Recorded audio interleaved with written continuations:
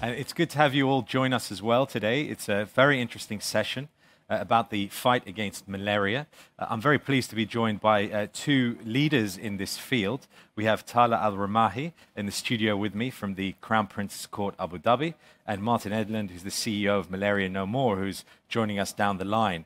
Now, they're going to make an announcement today during this session, a very important bit of news. But first, I'd like us to discuss a little bit about their collaboration, but also perhaps maybe focus on what is the challenge that we're actually trying to meet. Perhaps, Martin, we can jump to you over in Canada. I know it's very early in the morning, but you look like you're full of energy to discuss how you're tackling this problem. Always full of energy to discuss this, Mustafa. Thanks to you. Delighted to be with you and Tala to be discussing this important issue with the global ADSW audience. So as Dr. Tedros of the WHO has said, climate change is already killing us.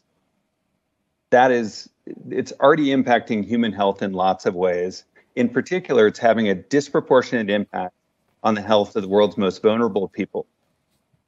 Now, malaria is one of the diseases that affects the very poor the most.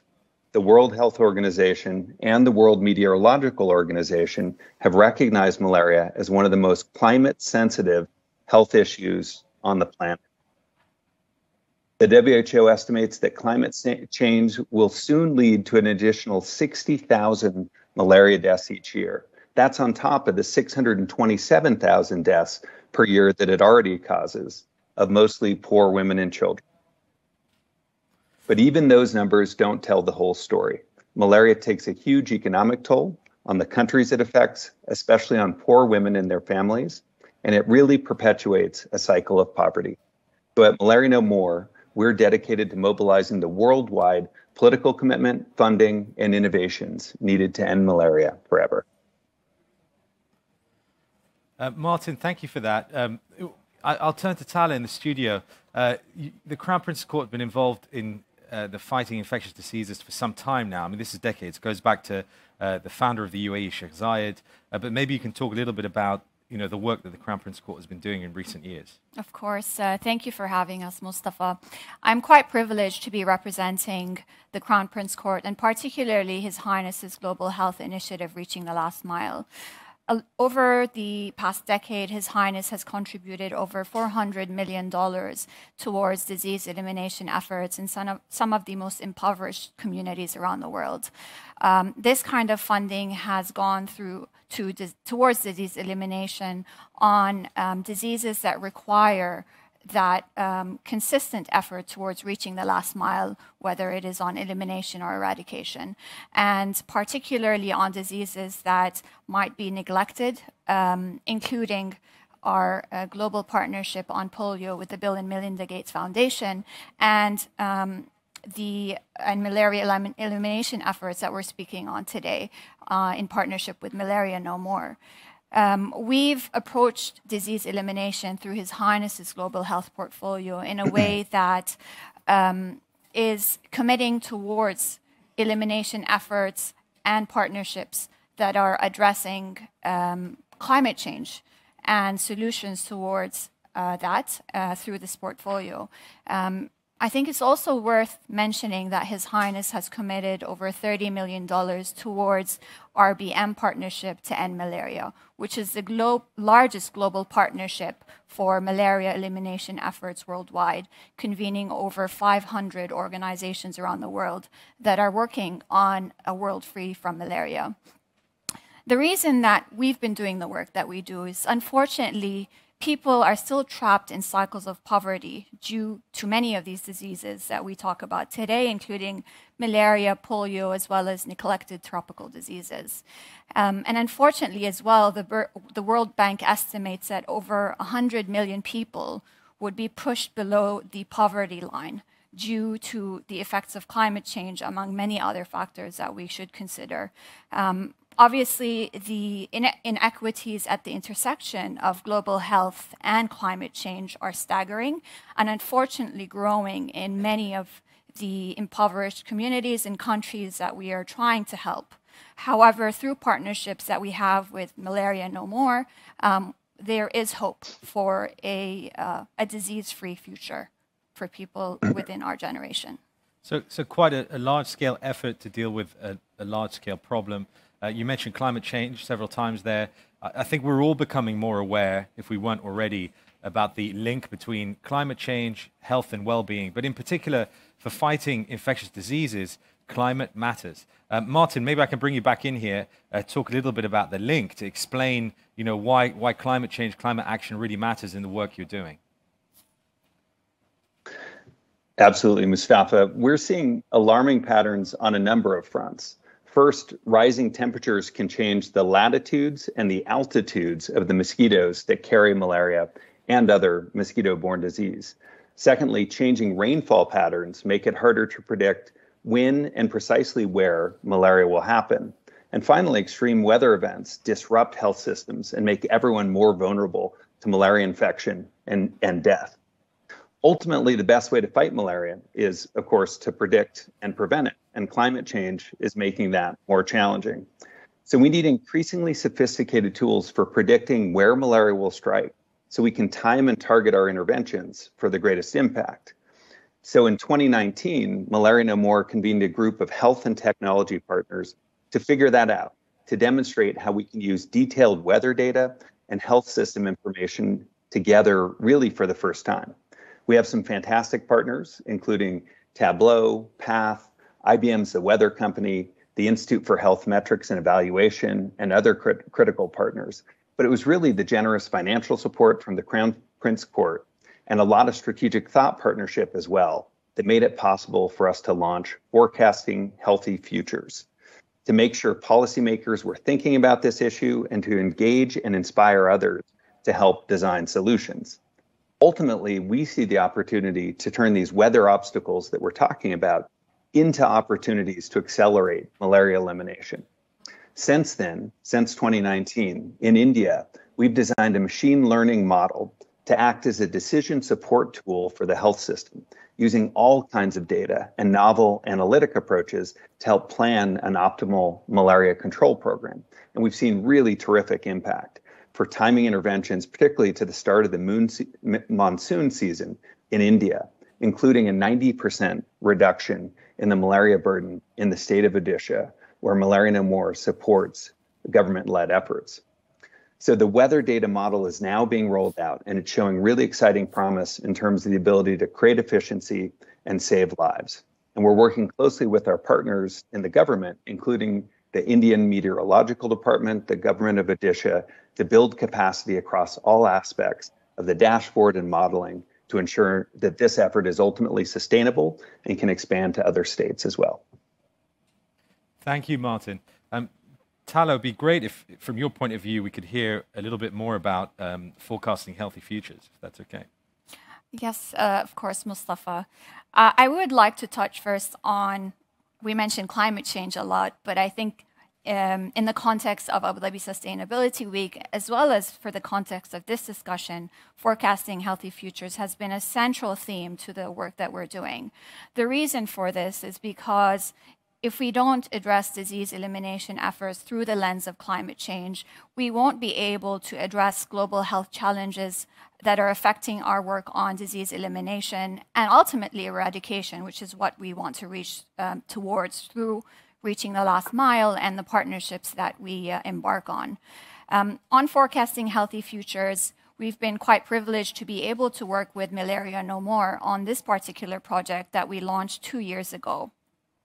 What we've been able to do through forecasting healthy futures is create a better prediction and planning tool to identify outbreaks in malaria, and specifically through the pilot that we launched in Odisha, India. What we've also found, though, through this effort is that while we've been leveraging innovative technologies and big data applications to identify outbreaks in malaria in our pilot, we've also realized that there are many experts around the world that are trying to do similar work to focus on controlling some diseases, and especially as they're linked to climate change. What we realized, however, is that these scientists and experts were not speaking to each other.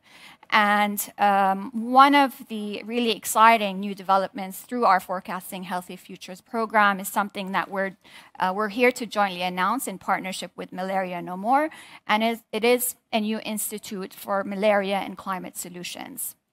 This institute aims to spearhead work on leveraging AI, innovative technologies to identify outbreaks in malaria, and specifically as they relate to climate change and climate change issues.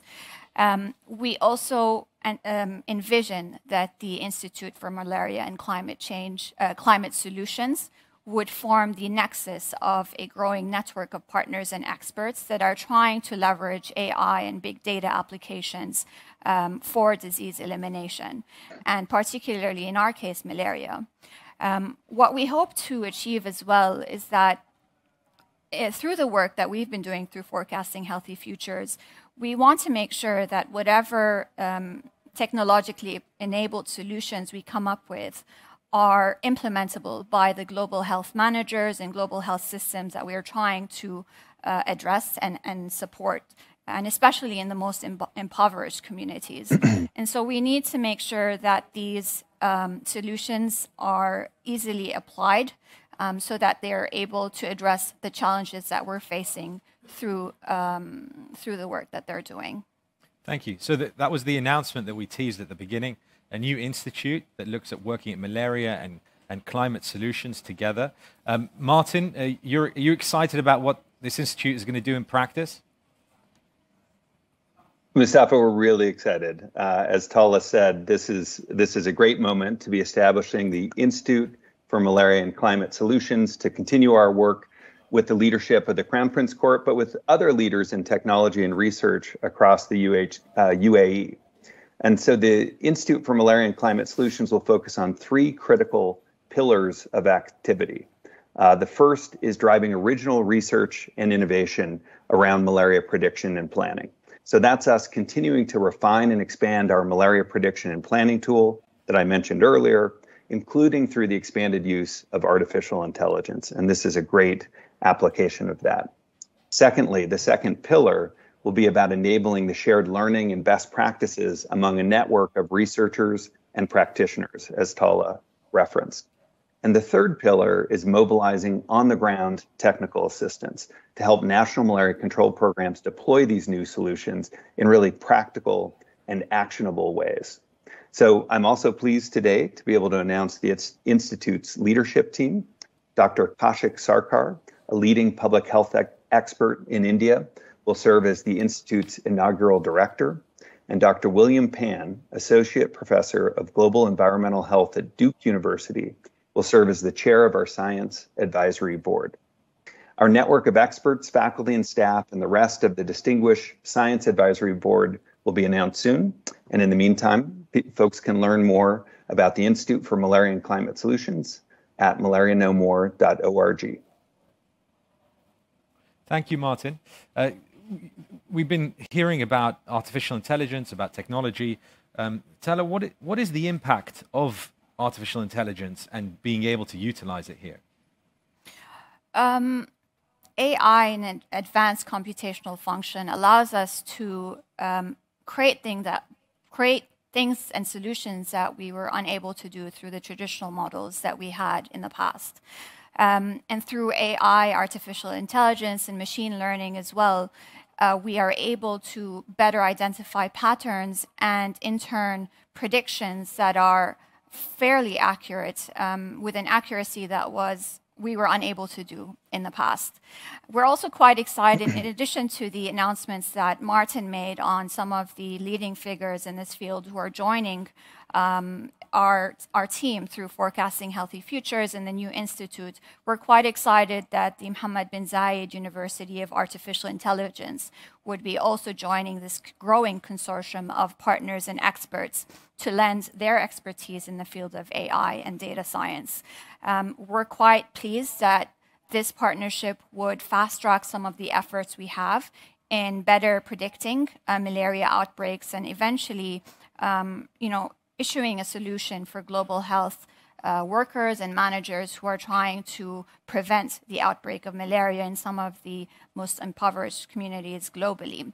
We're also, frankly, quite excited that the MBZ University of Artificial Intelligence is joining us, because it is critical for partners from the region to play a core role in addressing some of the most pressing climate change and global health challenges of our time.